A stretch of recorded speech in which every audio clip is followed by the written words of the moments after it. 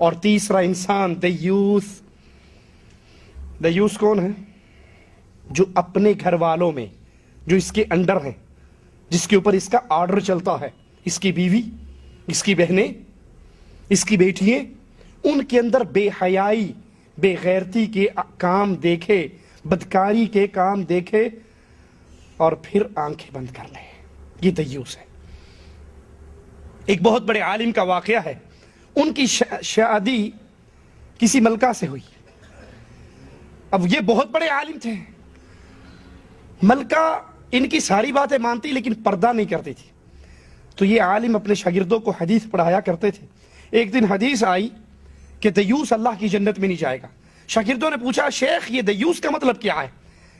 یہ ملکہ اس مولوی صاحب کو لے کر عصر کے بعد سیر کرنے کے لیے، باغات کے لیے بگھی گھوڑوں پر، بگھی پر بیٹھ کر جایا کرتی تھی. کہنے لگا جب کل میری سواری جا رہی ہو اور میری بیگم میرے ساتھ ہو اور ہم سیر کے لیے نکل رہے ہو، تم اپنے ہاتھ میں کتاب لے کر راستے میں میری سواری کو روک کر پوچھنا، شیخ یہ حدیث پڑھائی تھی کہ دیوس اللہ کی جنت میں نہیں جائے گا. تو دیوس کون ہوتا ہے یہ بتائیے. یہ مولوی صاحب ملکہ کے ساتھ نکلے سیر کے لیے. شاگردوں نے کتاب پکڑی، سامنے آگے، شیخ آپ نے کل حدیث پڑھائی تھی دیوس اللہ کی جنت میں نہیں جائے گا. دیوس کون ہے؟ تو کہنے لگے میں دیوس ہوں. شیخ کہنے لگے میں دیوس ہوں. کہا وہ آپ تو ہمارے شیخ ہو. کہا اصل میں میری شادی ملکہ سے ہوئی ہے، میں اس کو بہت سمجھاتا ہوں، یہ پردہ نہیں کرتی. میں اس کو پردے پہ قائل کرتا ہوں، یہ پردہ نہیں کرتی، اور میں اس کی اس بے پردگی پر خاموش ہو چکا ہوں. سمجھا کے تھک گیا ہوں، میرا آرڈر نہیں چلتا. دیوس وہ ہے جو اپنے گھر والوں میں برائی دیکھے، بے حیائی دیکھے اور پھر اس سے نہ روکے. یہ بے غیرت دیوس ہے، اور دیوس اللہ کی جنت میں داخل نہیں ہوگا. ملکہ بڑی عقل مند تھی. اس نے وہیں سے کہا مولوی صاحب چلیں واپس، یہ آج کی آخری سیر تھی بغیر پردے کی، کل نکلوں گی تو برقعے کے ساتھ نکلوں گی. آپ کے اور میرے گھروں میں کیا حالات ہیں.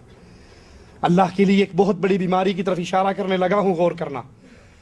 کتنے وہ گھرانے برباد ہوتے ہیں ٹیوشن کے نام پر. بچی میٹرک میں ہے، ایف اے میں ہے، ایف ایس سی میں ہے، بی ایس سی کر رہی ہے.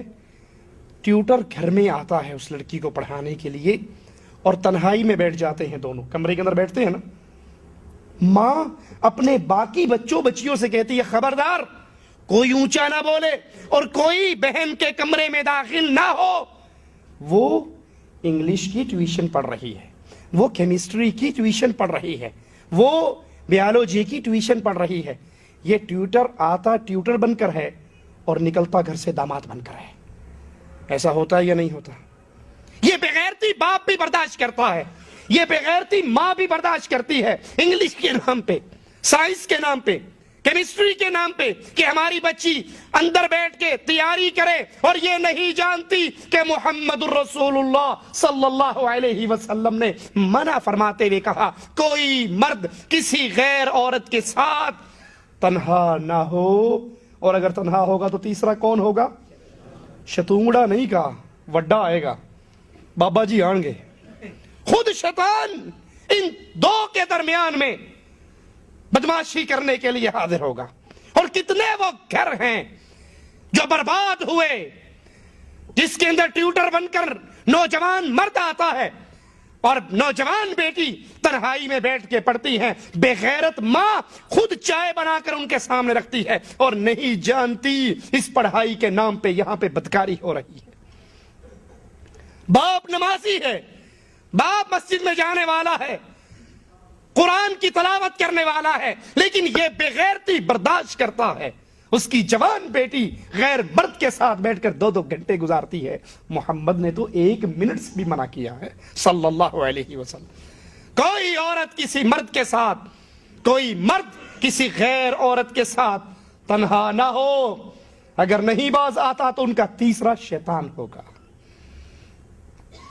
کتنے وہ نوجوان ہیں جو اپنی بیویوں کو، اپنی بہنوں کو، اپنی ماؤں کو اجازت دے دیتے ہیں میں بڑا مشغول ہوں، سودا سلف خریدنے کے لیے آپ خود گھر سے باہر جا کر خرید سکتی. اور کتنی وہ بے غیرت بیوییں ہیں جن کا خامن ان کو کپڑا لا کر دے دے، سامان لا کر دے دے تو وہ جواب میں کیا کہتی ہیں، تینوں کو لینا آندا تو 400 روپے کا سوٹ لایا, میں 300 کا لائی. وہی سوٹ جو تو 400 کا لایا, وہی سوٹ میں 300 کا لائی. نہ تجھے کلر کمبینیشن کا پتا ہے, نہ تجھے کپڑے کی کوالٹی کا پتا ہے, نہ تجھے لین دین کا طریقہ پتا ہے, اور یہ نہیں سمجھتی کہ یہ جو 100 روپے کا ڈسکاؤنٹ ہوا ہے یہ کیوں ہوا ہے. اس لیے کہ یہ اکیلی نکلی ہے, یہ گھر سے تیار ہو کر اپنے منہ کو سجا کر نکلی ہے. برقعے کا ایک کپڑا اول تو منہ کھلا ہے, اور اگر کوئی چھپانے کی کوشش بھی کرے گی تو ایسا لگے گا جیسے اس کا ناک جلا ہوا ہو. صرف ناک کو چھپاتی ہے یہاں سے ہی, اور یہاں سے لے کے یہاں تک پورا منہ کھلا ہوا ہے. جو ہی کپڑے والے کی دکان میں داخل ہوتی ہے, اس نے کپڑا ٹانگا ہوا ہے, سیدھا کر دیتا ہے, اس کو اس کے پیچھے بٹھا دیتا ہے. ادھر مردوں کا الگ سٹول ہے, عورتوں کا الگ سٹول ہے, خود پردے کے پیچھے جا کر بیٹھ جاتا ہے. یہ دونوں تنہا نہیں ہوئے.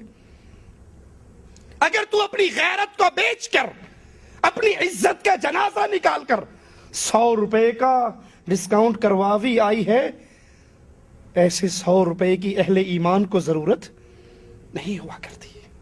یہ بے غیرت ہے, یہ دیوس ہے, جس کی ماں, جس کی بہن, جس کی بیٹی, جس کی بیوی بازاروں میں بن ٹھن کے نکلتی ہے, خوشبوئیں لگا کے نکلتی ہے, پاؤں کے اندر پائل پہن کے نکلتی ہے. حالانکہ محمد رسول اللہ صلی اللہ علیہ وسلم نے فرمایا, جو عورت خوشبو لگا کے گھر سے نکلے, اس کی خوشبو نامحرم مردوں تک پہنچے, فہی زانیۃ زانیۃ زانیہ, یہ گندی بدکار زانیہ عورت ہے.